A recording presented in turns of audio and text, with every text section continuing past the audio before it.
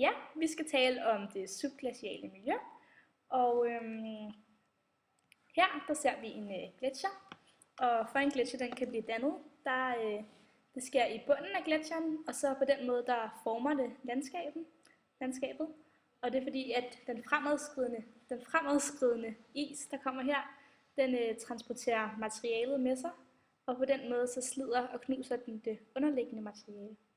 Og hvis der er en større sedimentation end en erosion, det vil sige, at gletsjeren den efterlader mere materiale, end den tager med sig, så vil landskabet være dækket af isens aflejringer, når den er smeltet væk. Og på den måde danner vi så et bundmorænelandskab, som vi vil fortælle mere om senere. Det flade landskab, vi ser på det her eksempel fra Lolland, det er et tegn på det subglaciale miljø. Og det vil sige, at når gletsjeren ligesom har kørt hen over det her stykke land, så vil landskabet være blevet eroderet, og isen har efter smeltningen efterladt nogle sedimenter, som vi for eksempel kan se her og her, hvor det ligesom bølger lidt op. Og de ar, som vi kan se her for eksempel, det er tegn på den erosion, som vandmasserne har skabt, fordi der er kommet nogle vandløb, der er kørt ned igennem her. Og nogle små bakker, som vi ser her og her, det er bunker af sedimenter, som isen har efterladt. De subglaciale miljøer generelt, de er relativt flade, og ikke lige så voldsomme, med lige så voldsomme sådan buler og erosioner i landskabet, som de granglaciale miljøer, som vi ser omkring Viborg for eksempel.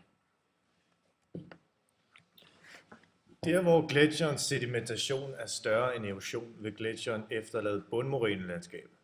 Bundmorænelandskab er sedimenter, der har aflejret sig oven på den gamle jordbund. Det kan I se her, det er det, der er indikeret med tallet 4.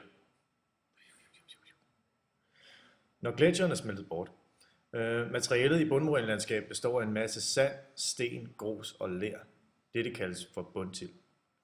Sedimenterne lægger sig som et tæppe over det gamle landskab, når isen smelter, og følger samme bakker og dale og bølger. Dog er landskabet mere udjævnet, fordi sedimenterne bliver trukket med af vand, og vand søger automatisk mod lavere landskab, som for eksempel dale, og der bliver aflejret mere vand her, og derved flere sedimenter, og derved bliver ulighederne i landskabet mere udjævnet. Så den her dal, den er altså ikke lige så dyb, som den var før. Til sidst der har vi så om lidt drumlin-bakker. Drumlins de kan nå en længde på helt op til 1 kilometer i længden.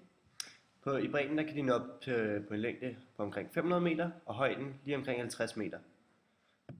Den ene ende den er meget stejlere end den anden, og det er den man ser omkring ved A'et fra A til E her, strengen. Og den lidt mere bløde ende er her fra E til B. Hvordan sådan en drumling her bliver dannet er lidt specielt, fordi når gletsjeren kommer, så er den gerne overfyldt med sedimenter. Så kan det være, at temperaturen bliver lidt højere, og gletsjeren bliver lidt mindre, og så har der været en lille bakke måske. Også rundt om den her bakke her, der ligger sedimenterne sig så rundt om, sådan så de får en lidt karakteristisk form, sådan lidt kegleformet henad. Og grunden til, at det bliver henad sådan her, det er fordi, at isen den bliver ved med at bevæge sig i en retning.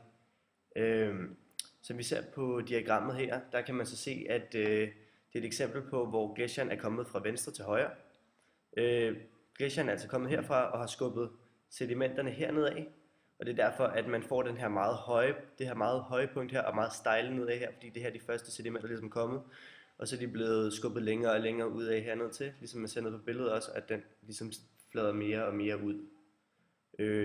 På billedet her på diagrammet, der kan vi se, at vi har den 50 meters bredde her, 50 meters højde, og 500 meters bredde, og lige omkring 1 kilometer her.